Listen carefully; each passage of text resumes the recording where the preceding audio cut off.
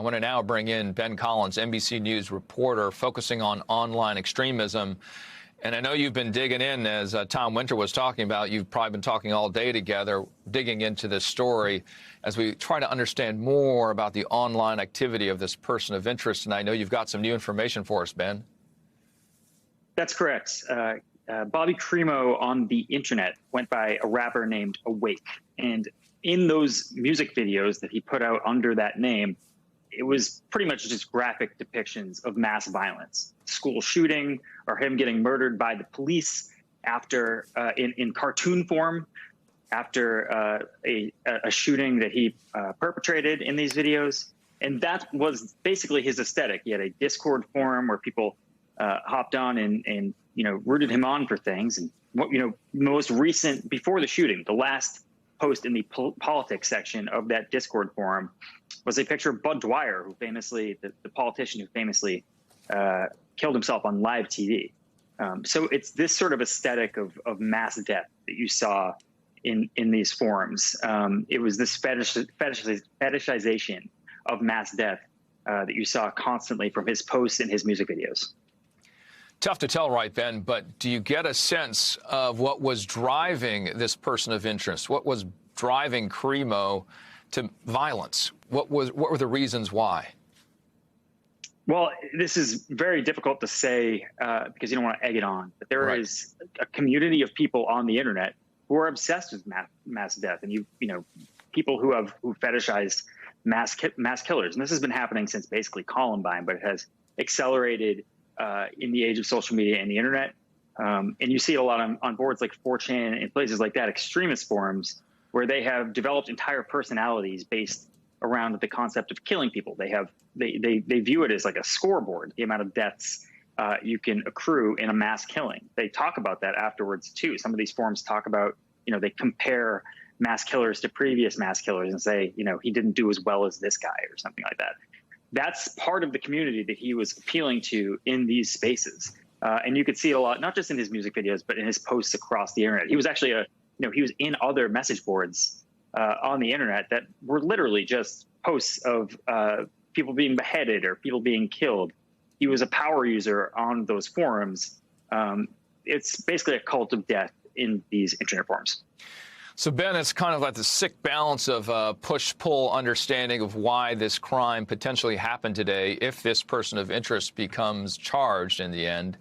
And you've been describing what may have pulled him into this space, perhaps a love of violence, as you've been describing, also maybe a sense of fame on the pull side. And then on the push side, was he angry at anything? Was he upset with certain groups or ideas that may be on the push side?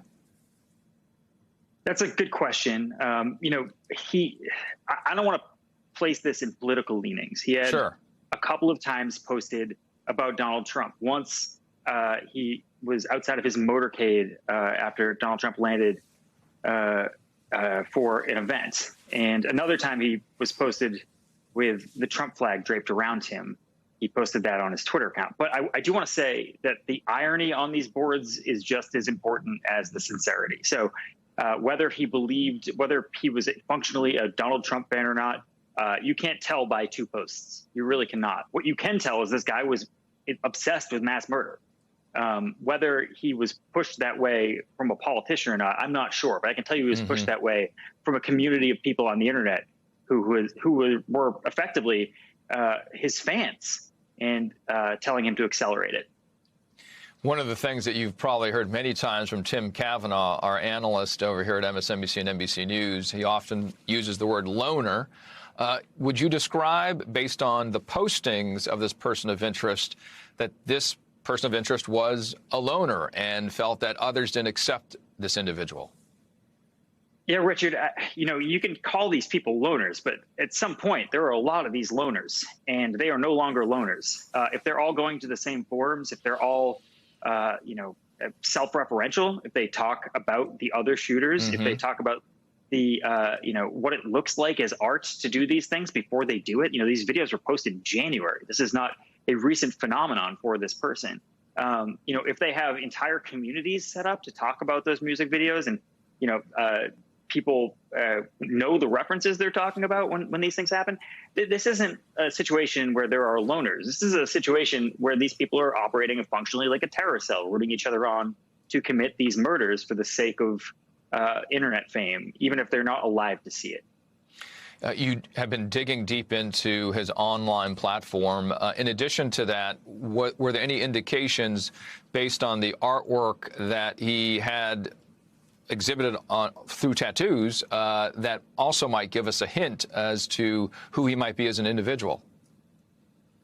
I think it's probably too early to say for that. There are no traditional, you don't see any swastikas or anything like that on him. No traditional neo-Nazi paraphernalia that I've seen so far.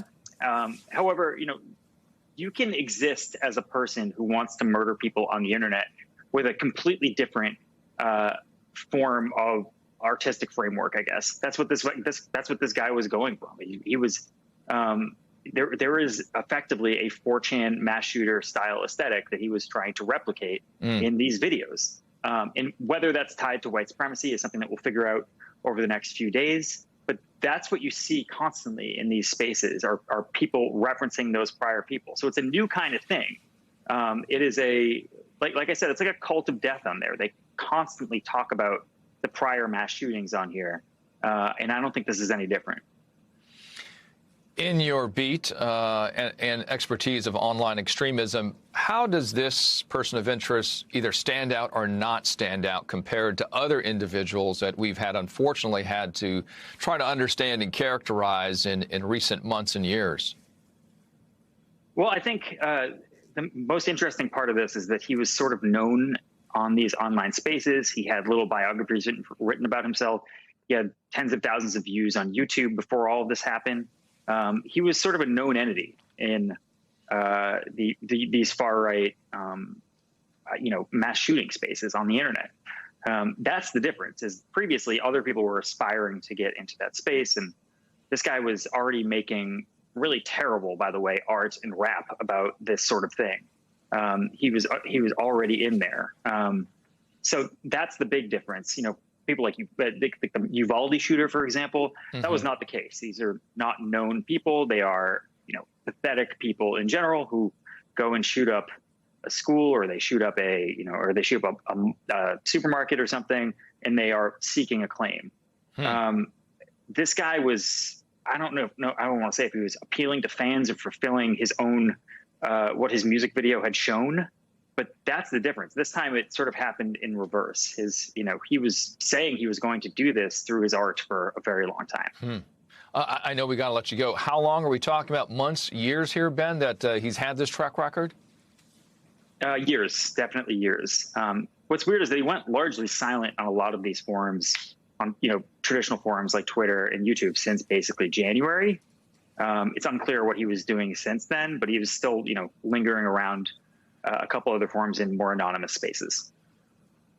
Great information there. NBC's Ben Collins, who focuses on online extremism with a lot of detail to some of the questions that people are trying to understand about this person of interest now about 9 or 10 hours since the crime had happened. Thank you so much, Ben Collins.